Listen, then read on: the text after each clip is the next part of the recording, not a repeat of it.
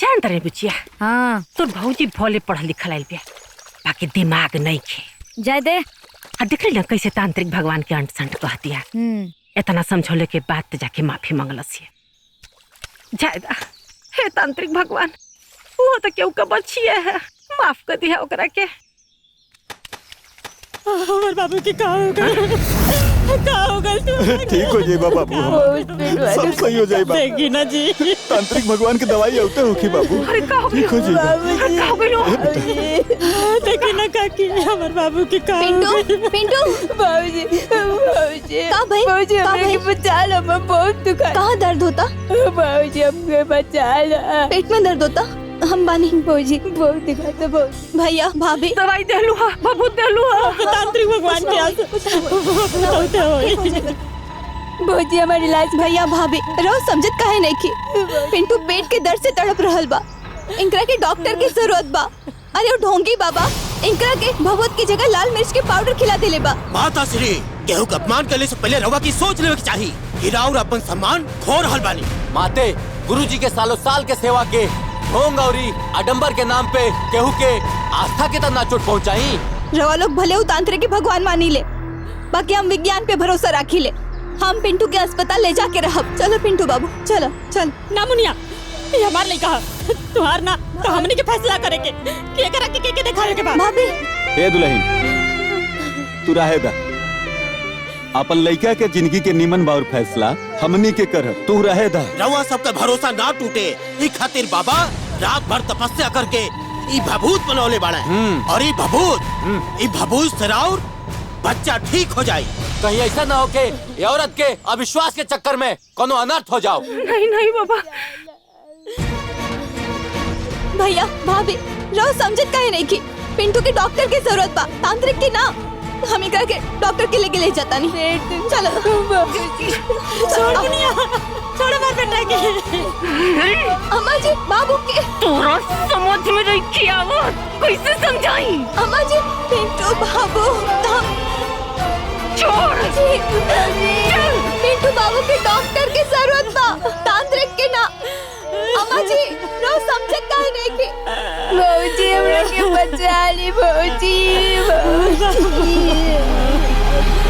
बाबा बाबा बाबा बाबा बाबा बाबा मुनिया बिया ना बड़ा बुरा बोलतिया रहुआ बारे में, अब बड़ा अनसन कह रहल बिया। राउत साम्राज्य खतरा में पड़ जाए उससे पहले कुछ करी। महादेव ओम ह्रीं हूं काली काली काय काली स्त्री ही है।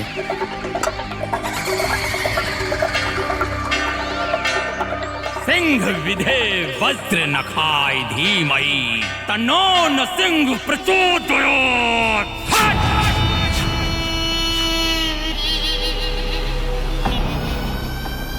भाई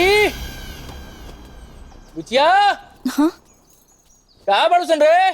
बबूनी अम्मा संगे चारा लावे गेल बानी। एकर मतलब घरे तो अकेले बड़ू? रवा बानी ना। हमनी के दोनों आदमी तो बानी जा, लेकिन हमनी दोनों के अलावा और क्यों नहीं के? हमें तुमसे प्यार कितना ये हम नहीं जानते। ऐसा मौका बार बार ना मिली। ये कुछ मत देता दे देना।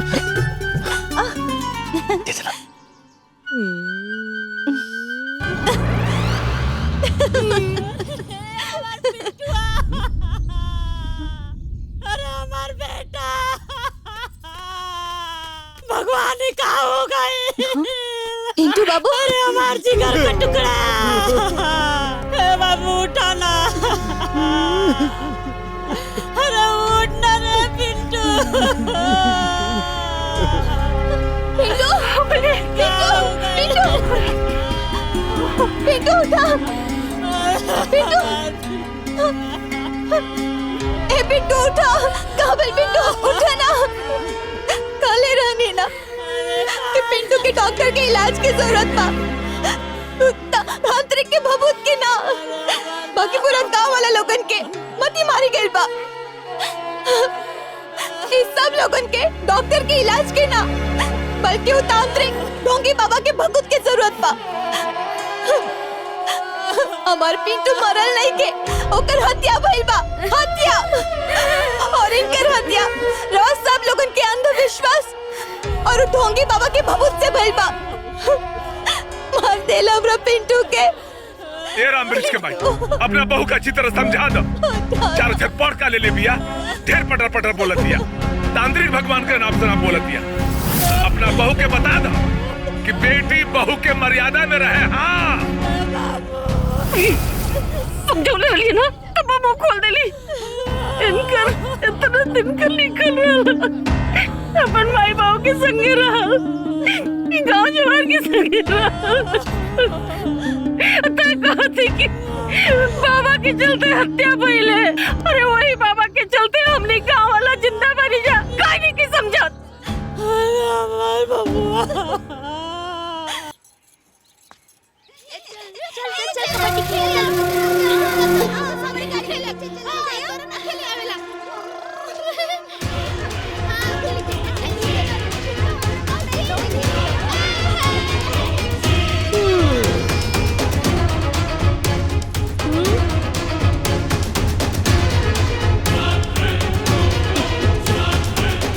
चल निकल।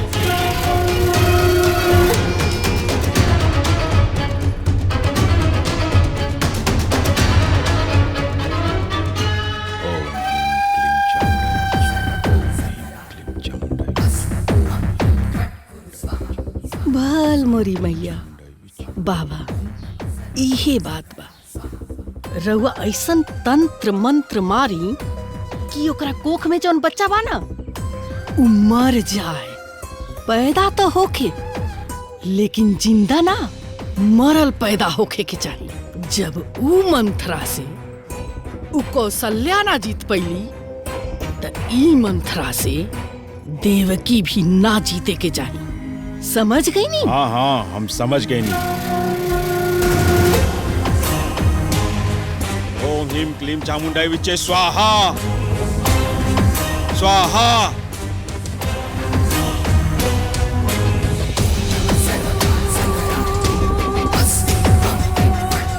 हीला, अब ये नींबू बड़ी सावधानी से वो गर्भवती औरत के ऊपर फेंक दिया। ये नींबू ओकरा के ऊपर पड़ते ही हमरे तंत्र के प्रभाव से ओकर गर्भ गिर जाई।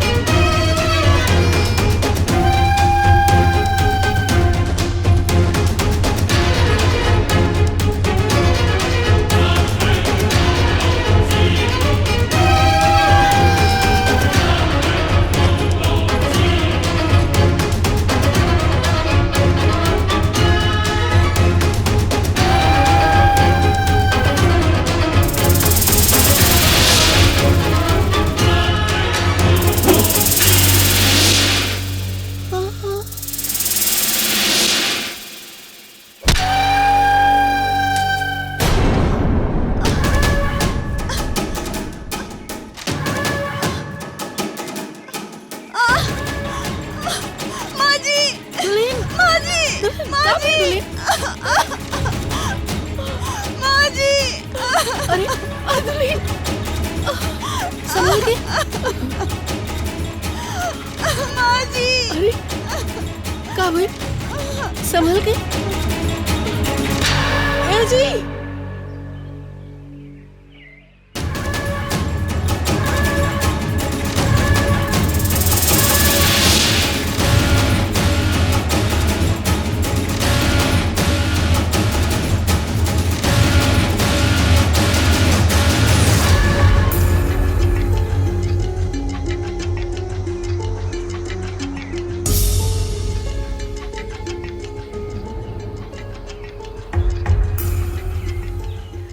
आपकी बहू का बच्चा पेट में ही खराब हो गया है। आप किसी हॉस्पिटल ले जाकर इन्हें जल्दी से दिखा दीजिए, नहीं तो खतरा हो सकता है। सभी पपिनिया के काम बा। जो दूसरे के गड्ढा खोदेला ना, भगवान ओकरे खातिर कुआं खोद देलन। देख देख देख का हाल बा देख। चलली हा देवकी के पतो के पेट के लइका मारे, आज अपन ये पतो के लइका गिरा देली। छी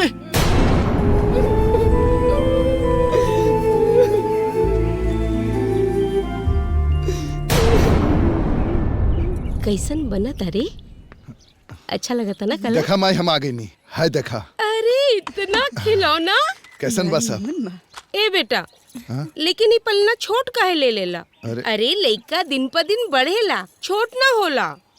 अरे ठीक बा माई, 6 महीना साल भर बाद दूसर ले आई। अच्छा ठीक बा।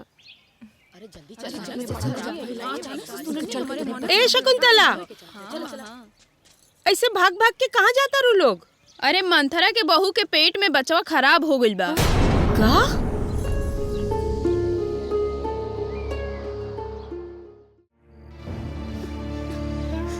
जाए दो मंथरा, अब का करबू? होने अनहोने के होके घरे कही के त ना होले नु। जवन किस्मत में लिखल रहेला उ होखबे करेला।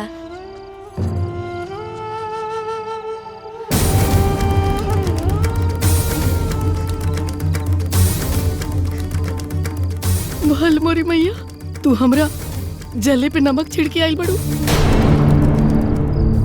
भल मोरी मैया, हम बहुत अच्छा तरह से जानता नहीं तू ऐजा हमारा आंसू पोछे ना, बल्कि हमरा आंसू पे हंसे आइल बड़ू।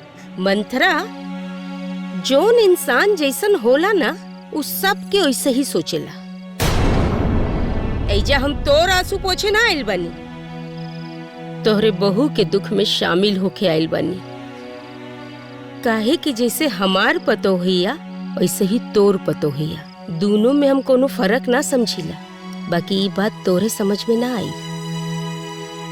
बात कर दिया। बेचारी के बच्चा गिर गइल बा, भगवान करे कि फिर से ओकर गोद भर जाए। चला अम्मा चलो।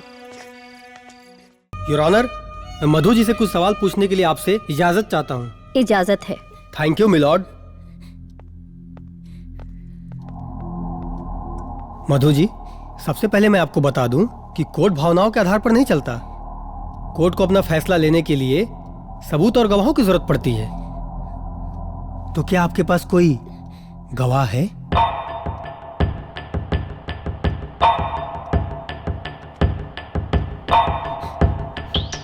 कोई सबूत है?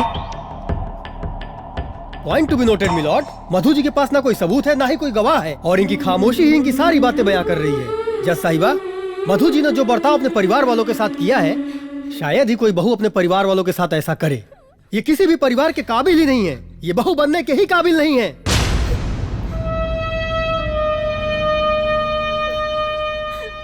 तो मैं अदालत से दोबारा दरख्वास्त करूंगा कि बिना अदालत का वक्त जाया करते हुए मधु जी को ये हुक्म दे कि तलाकनामे पर ये जल्द से जल्द हस्ताक्षर करें।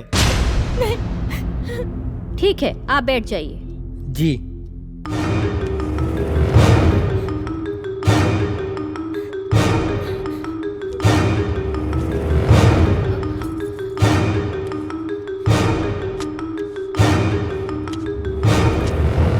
मधु जी ने ना कोर्ट के आदेशों का पालन किया है और ना ही अपने बहुधर्म का पालन किया है। तमाम सबूतों को मद्देनजर रखते हुए अदालत मधु को तलाकनामे पर हस्ताक्षर करने का आदेश देती है।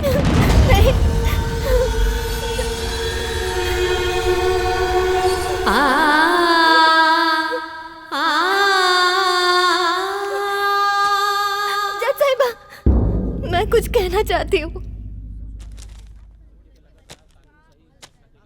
इजाजत है।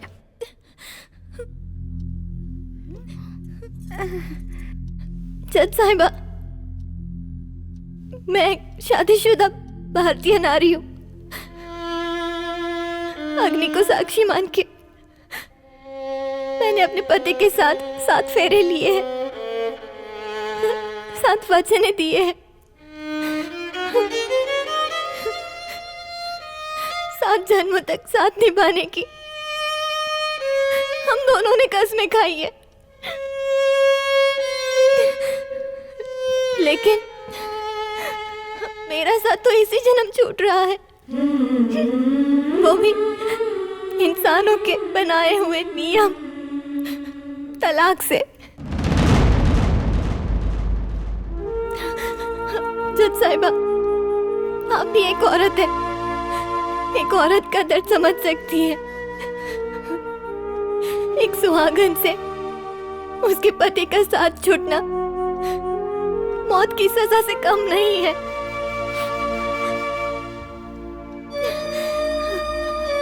आप तो मौत की सजा देने वाले से उनकी आखिरी इच्छा पूछती है ना?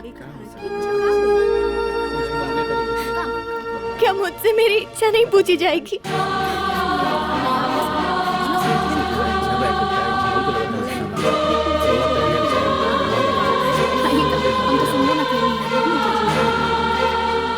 Order order.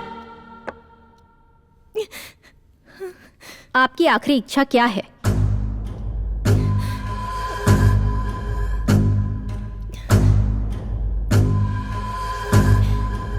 मुझे सिर्फ 24 घंटे यानी कि एक दिन की सास बनने की सहमति दी जाए। ऑब्जेक्शन मिलॉर्ड, अभी ये क्या नया ड्रामा है? कभी 6 महीना, कभी 1 महीना, कभी 1 दिन, कल को बोलेंगे चुप हो जाइए। Order order. Objection overruled. Please आप बैठ जाइए। सहमति मंजूर है।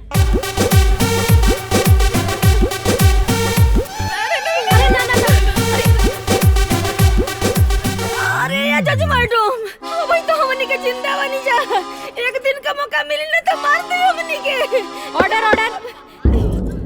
कोर्ट आपके परिवार की सुरक्षा के लिए पुलिस प्रशासन से पुलिस सुरक्षा मुहैया कराने का आदेश देती है, जो आप दोनों पर नजर रखेगी।